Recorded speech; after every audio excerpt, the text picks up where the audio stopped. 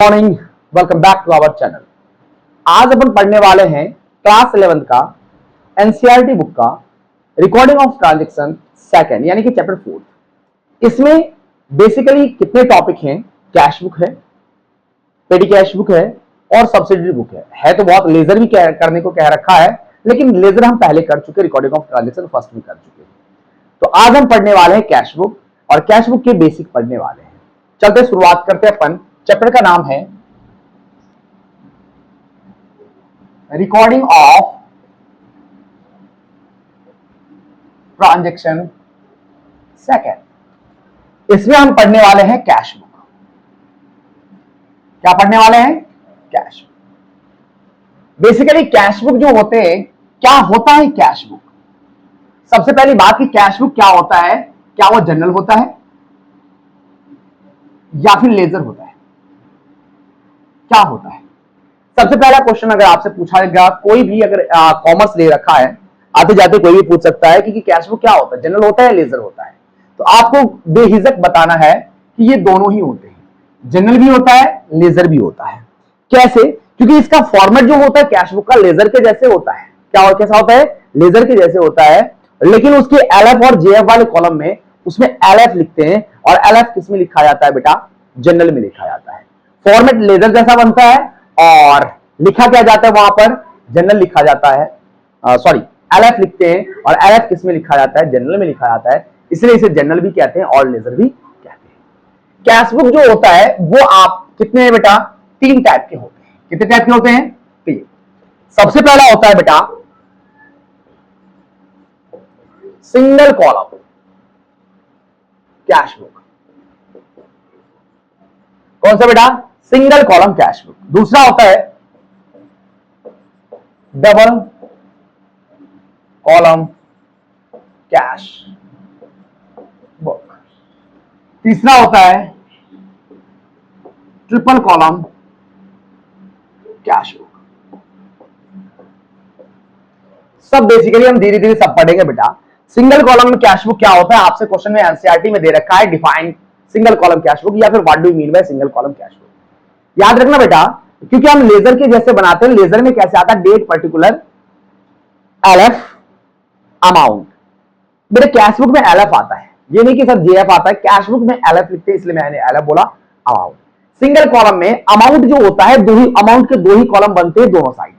एक तो इधर बनेगा और एक इधर बनेगा, इसलिए इसे क्या कहते हैं? Single column cash book. ये कितने टाइप के होते हैं आपसे कहा जा सकता है? सिंगल कॉलम कैश बुक तो हो सकता है कि उसमें कौन सा कॉलम हो बेटा? कैश के अमाउंट का कॉलम हो या फिर दूसरा बैंक के कॉलम हो बेटा, है ना। अगर कोई बिजनेस सिर्फ और सिर्फ कैश में ट्रांजैक्शन करती है तो अमाउंट की कॉलम में सिर्फ और सिर्फ कैश का अमाउंट लिखा जाएगा।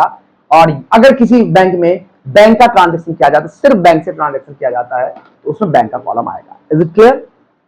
नेक्स्ट हम पढ़ते हैं बेटा डबल कॉलम कैश बुक में क्या होता है बेटा? डबल कॉलम कैश बुक में अमाउंट के कॉलम जो होते हैं वो कैश एंड बैंक दोनों के हो सकते हैं। यानी कि कुल मिला के मैं ये कह रहा हूं कि क्रेडिट साइड कैश भी हो सकता है और बैंक, कैश भी होगा और बैंक भी होगा, और क्रेडिट साइड भी कैश भी होगा, बैंक भी होगा। ये पहला टाइप है। दूसरा टाइप हो सकता है कि बिजनेसमैन जो है कैश में ट्रांजैक्शन सिर्फ बैंक में ना करके कैश में करता होगा, और तो डबल कॉलम कैसे बनेगा? तो कैश का बनेगा और डिस्काउंट का बनेगा। इसका डिस्काउंट। तीसरा बैंक का होगा एंड डिस्काउंट का होगा। यानी कि अमाउंट कितने कॉलम बनेंगे? 2 कॉलम बनेंगे। कैश बैंक हो सकता है या फिर कैश डिस्काउंट हो सकता है या फिर बैंक डिस्काउंट हो सकता है। तीसरा आते हैं बेटा अपन triple column cash book. Triple column cash book में दोनों ही साइड, क्रेडिट और डेबिट दोनों ही साइड कितने कॉलम होंगे? 3 कॉलम होंगे। कौन कौन सा? Cash, comma, bank and discount. Cash का भी, बैंक का भी, डिस्काउंट का भी, तीनों ही कॉलम दोनों साइड होंगे। यानी कि अमाउंट के टोटल कितने कॉलम होंगे? 3 कॉलम होंगे। अब इसका फॉर्मेट क्या होता है समझो। आपके कोर्स में ये नहीं है, साथ साथ ये नहीं है, ये नहीं है, क्योंकि डिस्काउंट जहां जहां है वो हटा दिया गया है। ऐसा क्यों किया गया है मैं आपको बताता हूं रीजन। हम बना रहे कैश बुक, यानी कि कैश आना जाना लिखा जाता है, चाहे वो कैश के रूप में हो, चाहे वो बैंक के रूप में हो। पैसा आ रहा है तो हम लिखेंगे, जा रहा है तो लिखेंगे।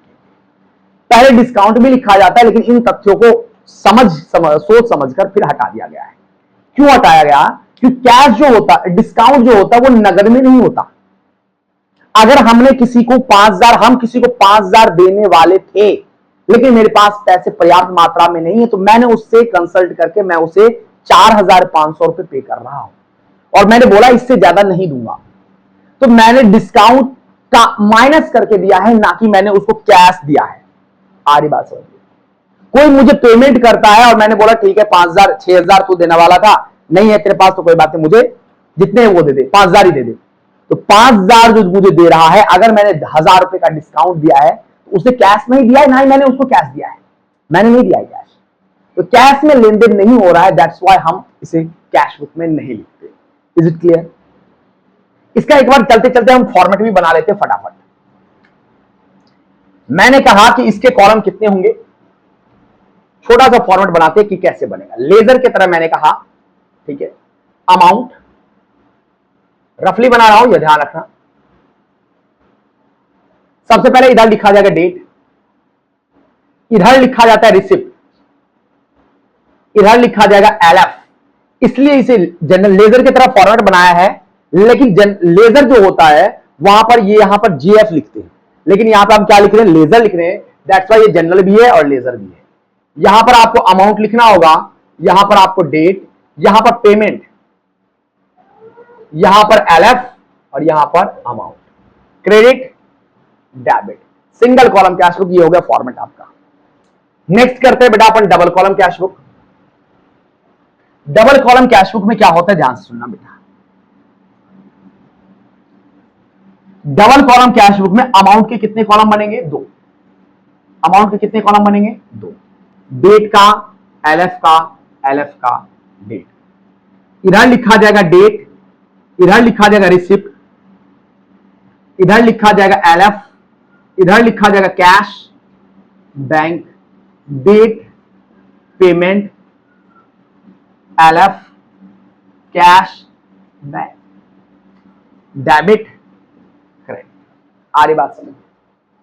तीसरा जो टाइप होता है वो कौन सा होता है, ट्रिपल कॉलम कैश बुक, जो आपके कोर्स में नहीं है लेकिन बता देता हूं मैं। डेट का कॉलम, अमाउंट के कितने कॉलम बनेंगे, 3। अमाउंट के कितने कॉलम बनेंगे, 3। आप समझ गए होंगे कैसे कहना चाहता हूं बेटा। Date, receipt, LF, cash, bank, discount, date, payment, LF, cash, bank, credit. ये आपको फॉर्मेट याद रखना है। नेक्स्ट हम करेंगे बेटा क्वेश्चंस। अगर आपको वीडियो बेनिफिशियल लगा हो तो प्लीज चैनल को सब्सक्राइब करें। मिलते अपन नेक्स्ट वीडियो में। धन्यवाद।